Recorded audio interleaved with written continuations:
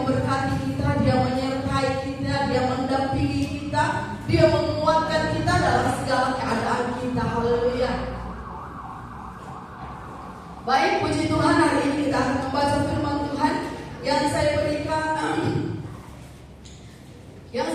judul kepuasan hanya ada di dalam Tuhan.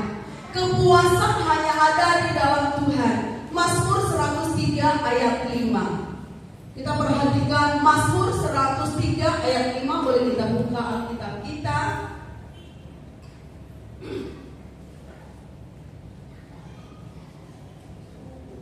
Ya, sudah bertemu semuanya? Mazmur 103 ayat 5.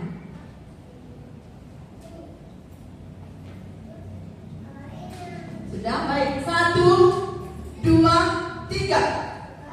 Tuhan yang memuaskan hasratmu dengan kebaikan, sehingga masa mudamu menjadi baru seperti pada burung rajawali. Tuhan yang memuaskan hasratmu dengan kebaikan, sehingga masa mudamu menjadi baru seperti pada burung rajawali. Ya, puji Tuhan. Hasrat di sini dikatakan memuaskan hasratmu. Jika kita memiliki ketidakpuasan tentang sesuatu, kita akan gelisah, kita tidak akan senang, ya. Tetapi hari ini firman Tuhan berkata, Tuhan yang memuaskan hasratmu. Hasrat itu apa sih? Hasrat itu adalah keinginan atau harapan yang kuat di dalam jiwa kita. Keinginan yang kuat, harapan yang kuat, mimpi yang kuat. Tuhan dan firman Tuhan berkata hari ini, Tuhan yang memuaskan. Apa yang paling Anda harapkan? Tuhan yang memberikan, yang mampu, yang sanggup menyediakan. Apa yang paling kita nanti-nantikan? Apa yang paling kita mimpi-mimpikan? Tuhan yang mampu menjawab apa yang kita inginkan terjadi dalam kehidupan kita. Dengan apa Tuhan memuaskan? Ayat ini jelas berkata, Tuhan yang memuaskan hasratmu dengan apa? Dengan apa, Bapak Ibu? Dengan kebaikan. Jadi Tuhan akan memuaskan hasrat kita, keinginan kita, kerinduan kita, harapan kita, mimpi kita, doa-doa kita dengan kebaikan, dengan perbuatan baik daripada Tuhan. Perbuatan yang baik yang dilakukan, Tuhan akan memuaskan setiap hasrat kita, akan menjawab apa yang kita harapkan. Kebaikan Allah akan memuaskan semuanya, Bapak Ibu Saudara, ya. Makanya tema hari ini kepuasan hanya ada di dalam Tuhan. Sekarang bicara tentang kebaikan. Apabila ada seseorang yang berbuat baik kepada kita, tentu kita akan sangat senang sekali, ya. Apabila ada yang berbuat baik kepada kita, kita akan sangat bersuka cita. Apalagi jika yang berbuat baik itu adalah orang tertentu dan yang diberikan kepada kita benar-benar sesuai dengan apa yang kita harapkan, sesuai dengan apa yang kita inginkan. Misalnya, terima kasih untuk Ibu Iin, ya, Ibu Iin. Ya, kalau ke pasar sering bawa ikan, ya, dan cuma yang lain juga, ya. Kita sudah sangat senang. Terima kasih Tuhan berkati, Tuhan kembalikan berlipat kali ganda. Kita doakan. Nah, sekarang jika ada orang tertentu, contohnya gubernur, datang secara khusus ke rumah kita untuk memberikan sesuatu perbuatan baik, tanpa disangka-sangka, kok bisa-bisanya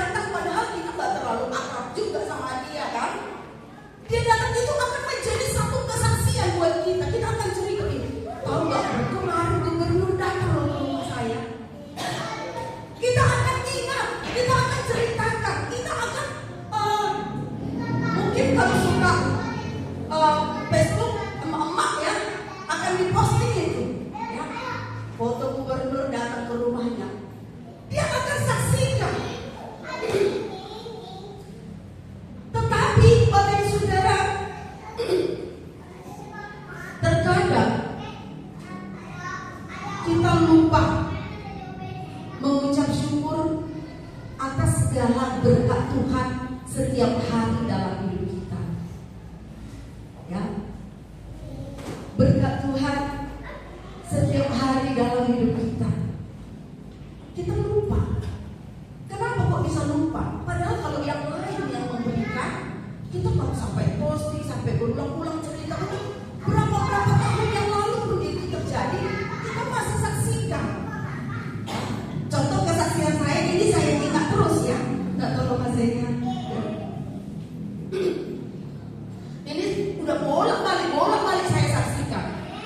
Yaitu ketika saya ada di satu persekutuan, tidak sebagai seorang pelayan, hanya sebagai jemaat seperti ini.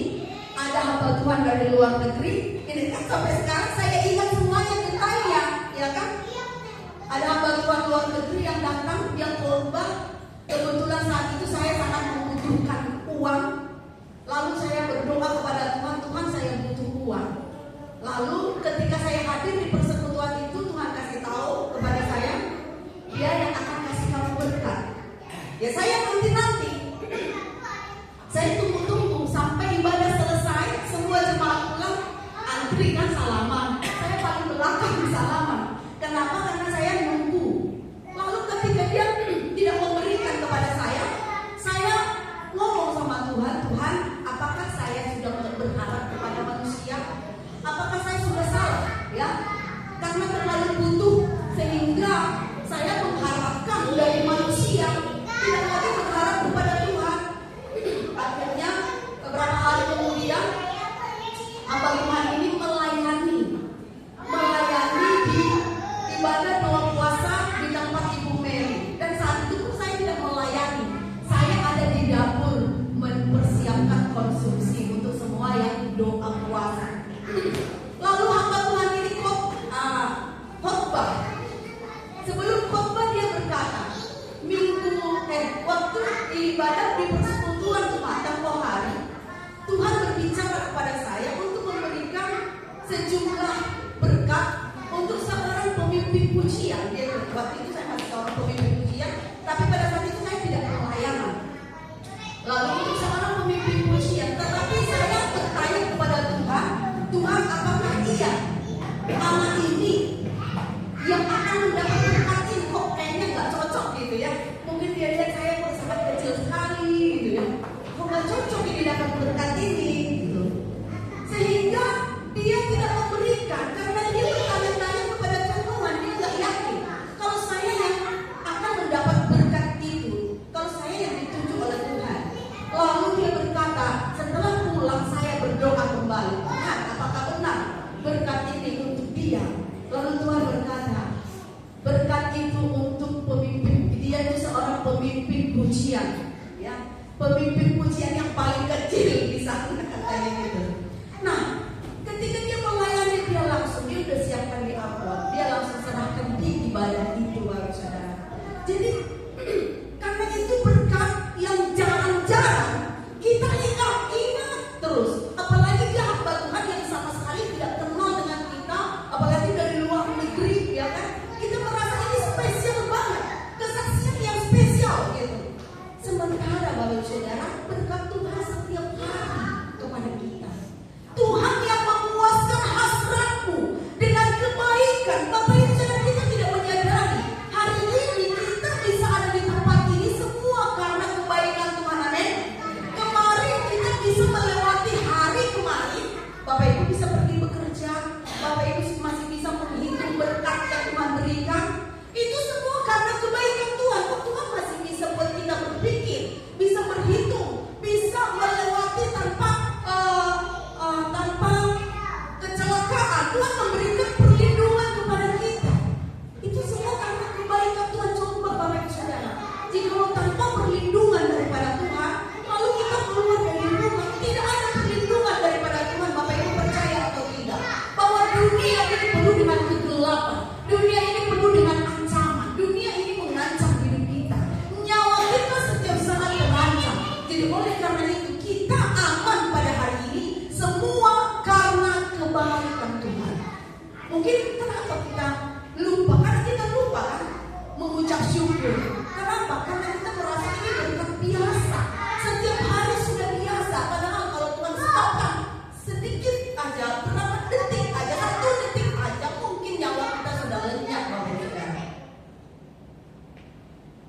Jadi oleh karena itu, mari Bapak Ibu kita ingat semua kebaikan Tuhan. Kenapa kita tidak merasa puas? Karena kita tidak ingat kebaikan Tuhan. Kita nggak tahu hari ini kita masih bisa melewati hari ini, menikmati makan minum, bergerak dengan leluasa. Itu karena kebaikan Tuhan. Coba kalau kita sedang sakit, Bapak Saudara, apa yang paling kita butuhkan? Kesembuhan. Ketika kita sembuh, apakah nggak terlalu puas-puas banget? Ya, hati kita sangat puas. Tapi karena Tuhan memberikan kita keamanan setiap hari, kita merasa tidak membutuhkannya setiap hari. Karena kita merasa bahwa keamanan itu adalah ya memang begitu, memang wajar, memang semua orang mendapatkan. Tapi Bapak Ibu Saudara, coba kalau Tuhan memberikan perlindungan atas kita, nyawa kita terancam, kita benar-benar ingat kita sedang berada di dalam ancaman, maka kita akan membutuhkan Tuhan, tolong aku, selamatkan aku, dilindungi aku. Ketika dilindungi, baru kita merasa puas. Terima kasih Tuhan, berkat-Mu sangat melimpah. Tapi karena Tuhan berikan terus, Tuhan berikan terus. Contoh kalau kita ada air minum di rumah, ada terus air minum, ya kita merasa biasa aja. Coba pernah nggak kita merasakan kekeringan? Terlambat mungkin. Ada yang pernah terlambat beli air minum? Ya.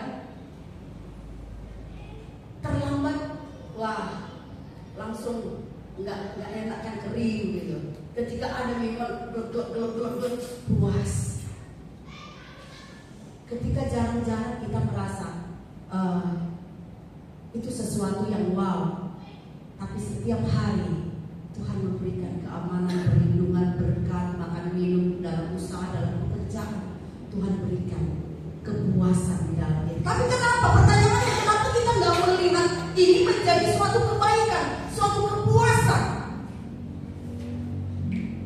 Bapak Ibu, setiap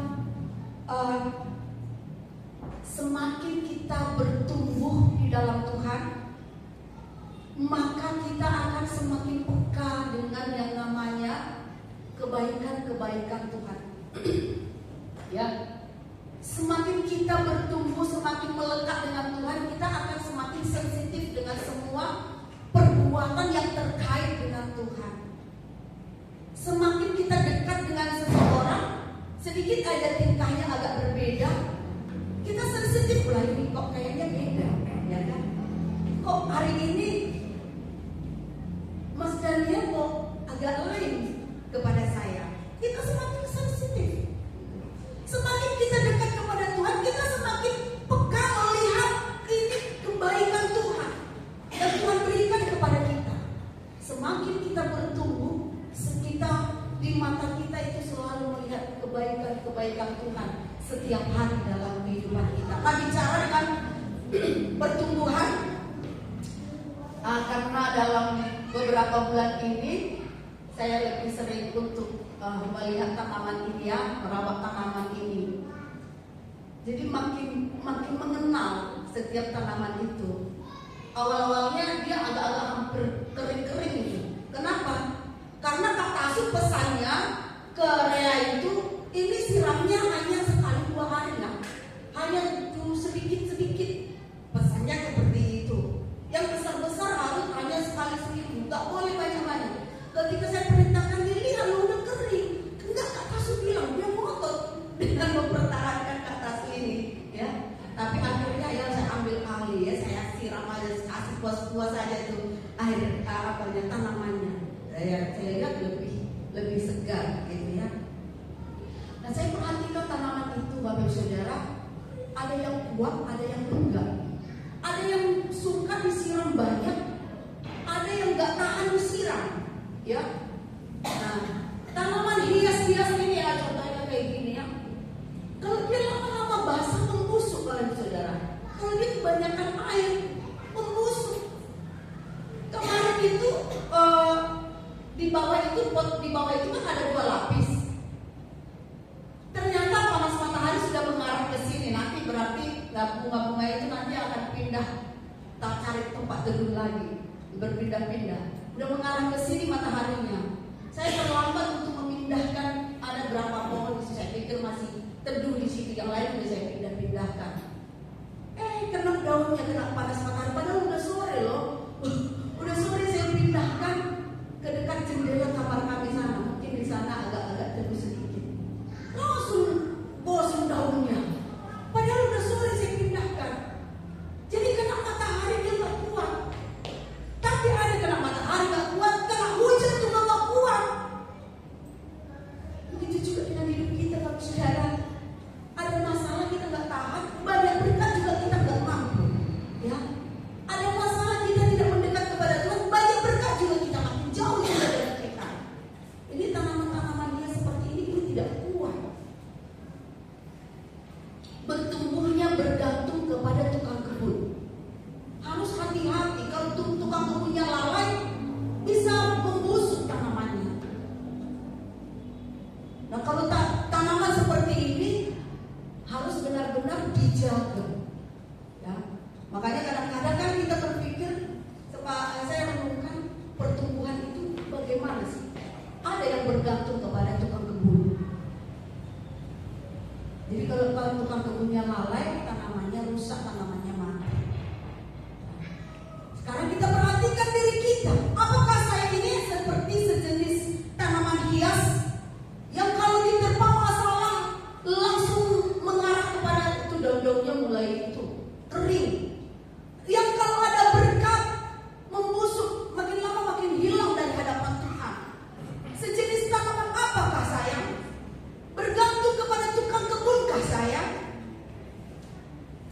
Atau seperti yang Tuhan harapkan? Tuhan gak mau kita seperti tanaman hias, tetapi Tuhan mau kita seperti apa, Bapak Saudara? Tanaman pohon apa? Pohon aras yang tumbuh di padang pasir. Saat ditanam, ditindih dengan batu, ketika dia tumbuh, dia bisa menerobos batu itu, ya, dan akar-akarnya sangat kuat untuk menemukan kehidupannya, solusi dalam masalahnya. Tuhan ingin kita seperti itu, Bapak Saudara. Ya, makanya dalam ayat tadi Mazmur 103 ayat 5, Tuhan yang memuaskan hasratku dengan kebaikan. Lanjutannya apa? Sehingga masa mudamu menjadi baru seperti pada burung rajawali. Kalau kita nggak bisa melihat kebaikan Tuhan, Bapak Saudara, kita nggak akan mampu melanjutkan hidup seperti bagian B. Masa mudamu menjadi baru seperti pada burung rajawali. Jadi untuk bisa melihat kebaikan Tuhan, kita harus mengalami pertumbuhan. Kita harus mengalami pertumbuhan, kita harus kuat, ya. Supaya kita bisa melihat. Kalau kita nggak bertumbuh, yang kita lihat apa? Kering, ayo siram dong, ya kan? Kering, ayo, ya, panas sekali. Yang ada di dalam perkataan kita hanyalah keluhan dan keluhan, ya. Tetapi ketika kita menjadi pohon aras, kita melihat kebaikan-kebaikan Tuhan. Walaupun aku ditindih, ya, saya akan tetap bisa menerobos.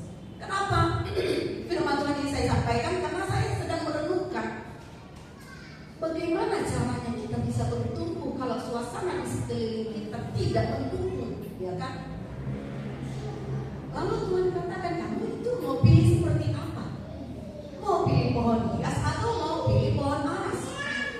Karena kan kita punya alasan, aku tidak bisa bergerak, aku tidak bisa ini, tidak bisa ini. Kenapa? Karena ini, ya. Tetapi hari ini semua alasan harus kita buang, apapun alasannya ini. Karena kenapa? Pertumbuhan yang paling utama adalah dari diri kita sendiri. Amin. Amin. Pertumbuhan yang paling utama adalah dari diri kita sendiri, yaitu seperti pohon aras, dari akarnya sendiri, ya. Dia sanggup menerobos, menemukan air. Yang lain hanya faktor pendukung, Bapak Saudara, ya. Jadi pertumbuhan ditentukan oleh diri kita sendiri. Seberapa dekat kita dengan Tuhan. Saya pun punya alasan, ya. Nah, saya nggak bisa, Tuhan, sudah nggak mampu, Tuhan, gini. Banyak alasan. Kamu mau jadi apa? Ya, Bapak Saudara, mau jadi penerobos atau mau membusuk Mari kita belajar memilih. Saya mau jadi pohon aras. Amin. Amin. Amin. Haleluya. Kita harus, kenapa kalau enggak kita akan hancur, Bapak Ibu Saudara. Kita akan hancur. Bagaimana kalau tukang kebunnya mati? Ya kan? Siapa yang akan merawat? Tuh. Jadi kita harus bertumbuh seperti pohon aras. Jadi yang bagian B, dibuat baru kembali. Jadi yang pertama adalah, yang pertama kepuasan hanya ada di dalam Tuhan. Yang kedua dibuat baru kembali. Dibuat baru kembali. Masa mudamu menjadi baru seperti pada burung Raja Wali. Di sini kita melihat bahwa pemazmur menggambarkan keadaan rohani kita seperti burung Raja Wali. Keadaan rohani kita ini seperti Raja Wali harusnya, Bapak Saudara. Burung yang sangat kuat, dia sanggup terbang menghadapi badai, terbang tinggi, Bapak Saudara. Tetapi ada saatnya dia juga merasakan keletihan, dia juga merasakan lelah. Walaupun dia sangat kuat, dia juga akan ada waktunya merasakan kelelahan karena semakin tua, Bapak Saudara, ya. Tapi yang menjadi luar biasanya, ya, burung Raja Wali itu bisa menjadi baru seperti masa mudanya kembali. Tuhan mau kita seperti ini. Kenapa? Karena ketika Raja Wali itu sudah menjadi tua, sudah menjadi lelah, dia mampu, dia dapat mengatasi, ya, mengatasi yaitu dengan mendekatkan diri ke matahari dan cahaya matahari. Dan ketika dia berada di cahaya matahari, dia akan menyerap energi matahari. Dan pada saat dia menyerap energi matahari, bulu-bulunya yang sudah tua itu mulai rontok, yang sudah tidak bisa dibawa untuk terbang, itu mulai rontok. Dan dia mengalami pembaharuan kembali sehingga dia bisa terbang kembali menghadapi badai besar. Dia mengalami peremajaan kembali. Peremajaan itu bisa dibilang apa lagi? Peremajaan kata lainnya apa lagi? Pemulihan lah ya. Pemulihan kembali, pembaharuan kembali. Nah, kita juga bisa mengalami hal ini, Bapak Saudara. Mungkin di antara kita ada yang sudah mulai lelah, ada sudah mulai letih dalam kerohaniannya. Dan saat kita mengalami keletihan atau kelelahan atau kejenuhan atau kemalasan, kita solusikan seperti Raja Wali ini, datang kepada sumber energinya, yaitu Tuhan, Bapak Saudara. Tidak ada yang lain. Hanya harus datang kepada Tuhan. Mungkin kita lelah karena apa? Karena kita punya banyak pergumulan, atau karena terlalu sibuk, atau ada kemalasan, atau ada perbuatan kita yang arahnya tidak kepada pertumbuhan rohani. Contohnya apa? Kebanyakan online, contohnya yang sekarang ini, ya kan? Itu menguras. Kita sibuk, kita capek. Perasaan-perasaan yang tidak benar, pikiran-pikiran yang tidak memuliakan Tuhan. Ya, satu hal yang kita ingat, Bapak Ibu Saudara, jangan biarkan berlarut-larut. Jangan biarkan berlarut-larut. Mari kita belajar seperti Raja Wali.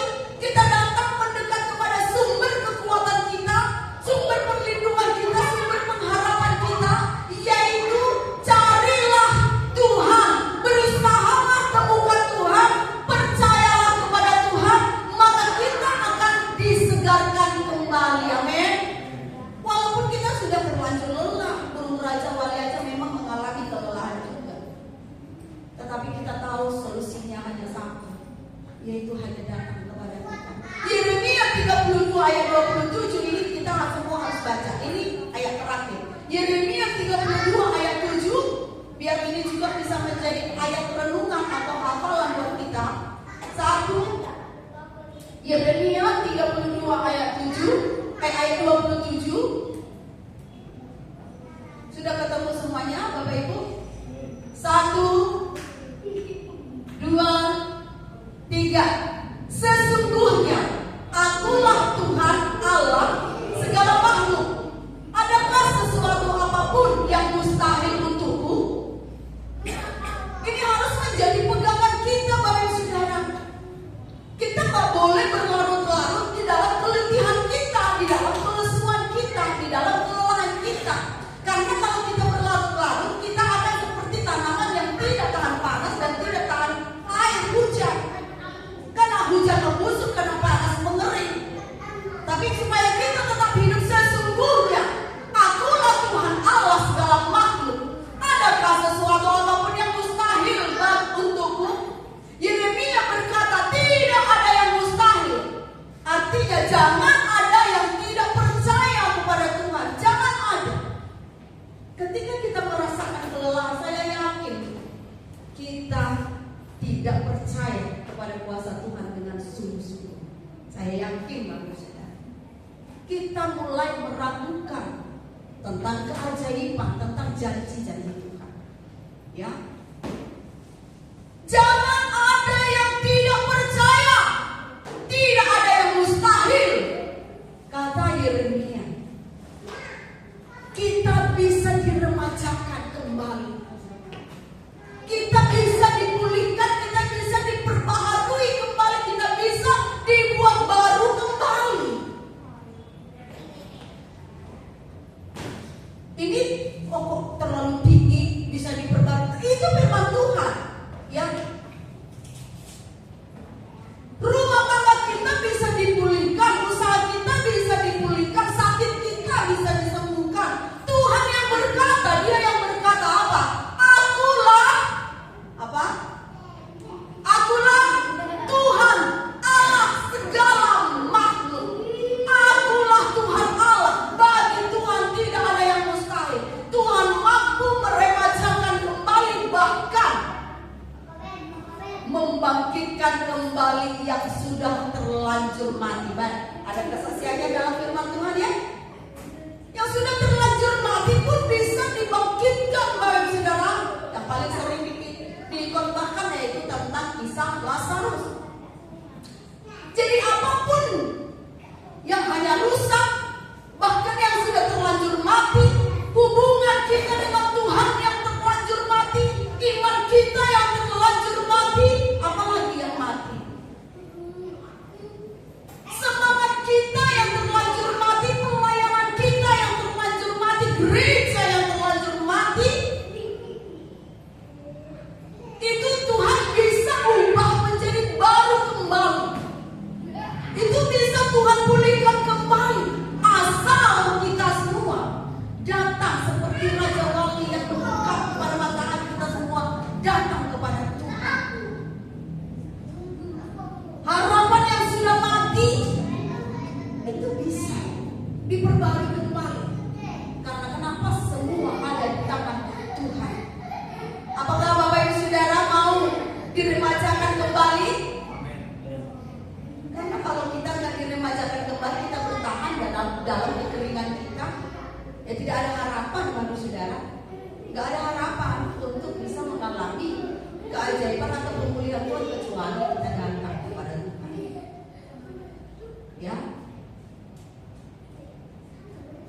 iman kita akan dibuat menjadi baru, semangat kita akan dibuat menjadi baru, pelayanan kita akan dibuat menjadi baru, pekerjaan kita akan dibuat menjadi baru, rumah tangga kita, kesehatan kita akan dibuat menjadi baru. Mari datang mendekat kepada Tuhan.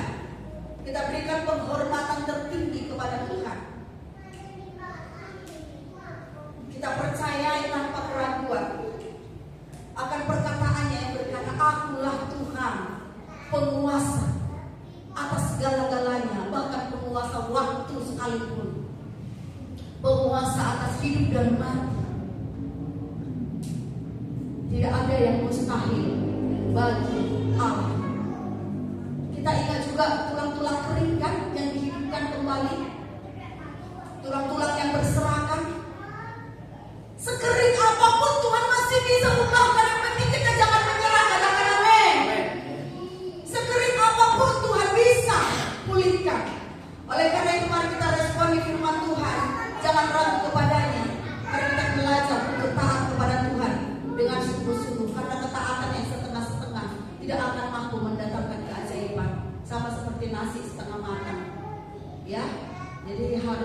kita belajar untuk sungguh-sungguh kepada Tuhan, mendekat kepada Tuhan, supaya kita bisa melihat bagi Tuhan tidak ada yang mustahil. Haleluya. Demikian firman Tuhan. Mari kita tutup di dalam doa. Kepuasan hanya ada di dalam Tuhan.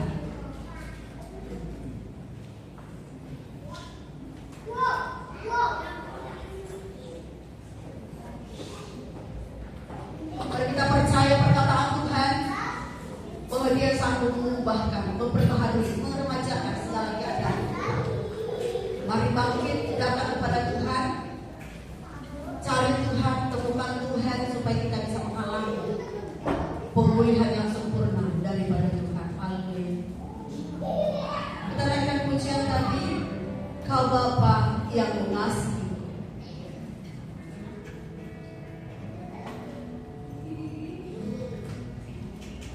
Mari kita datang sungguh-sungguh kepada Tuhan.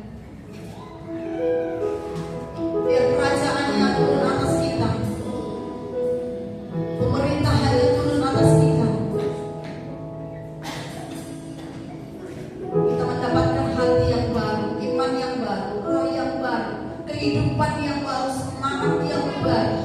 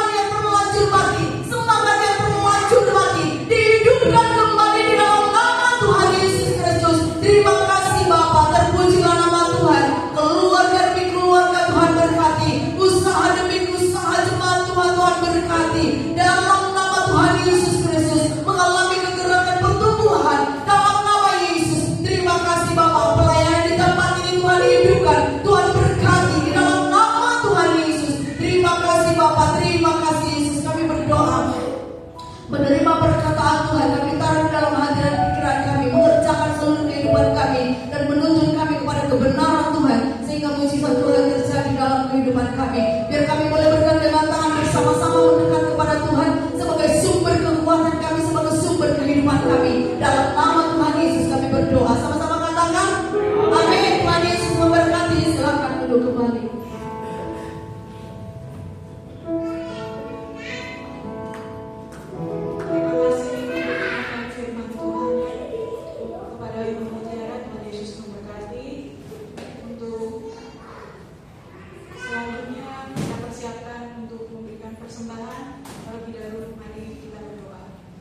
Bapa, di dalam nama Tuhan Yesus kami bersyukur Tuhan atas setiap kebaikan kemurahan-Mu yang sudah Tuhan curahkan dalam hidup kami. Kami bersyukur Tuhan, sebagai tanda syukur kami Tuhan di hadapan-Mu Tuhan.